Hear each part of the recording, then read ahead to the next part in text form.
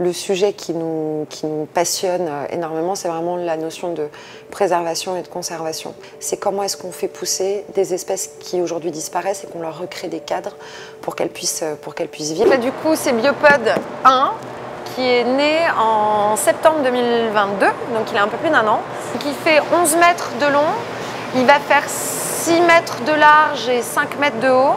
Le biopod, c'est un pod, c'est une serre autonome qui va automatiquement recréer à l'intérieur de ce cocon toutes les conditions qui vont permettre à la vie de pousser.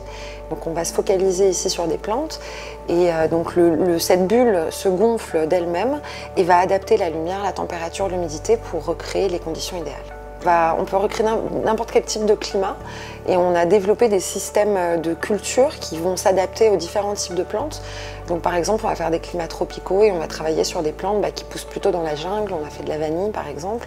Ou alors on va recréer des climats très froids, comme des climats qu'on retrouve en haute montagne, et on fait pousser des Edelweiss. Donc c'est vraiment extrêmement varié.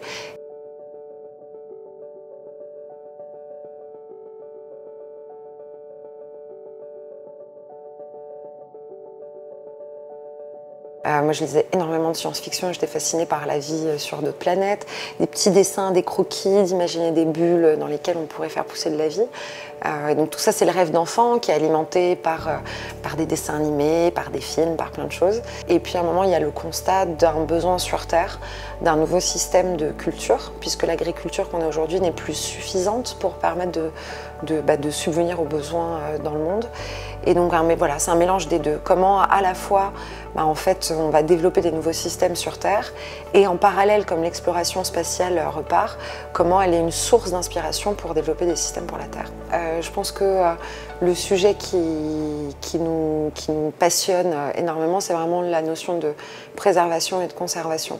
C'est comment est-ce qu'on fait pousser des espèces qui aujourd'hui disparaissent et qu'on leur recrée des cadres pour qu'elles puissent vivre et bien sûr les replanter derrière.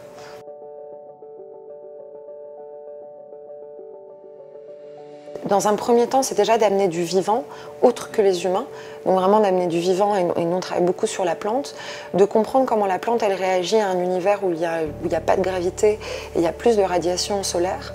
Il y a un deuxième aspect qui est l'aspect nourriture pour les astronautes, puisque après plus de 6 mois passés dans l'espace, la nourriture lyophilisée se dégrade, donc il y a besoin de faire pousser des carottes. Et le dernier aspect, c'est vraiment cette vision de la vie terrestre qui a envie de se répandre et voilà. Et pour nous, c'est pas que les hommes, et c'est pas juste l'homme qui colonise, c'est la vie qui se répand en dehors de notre planète.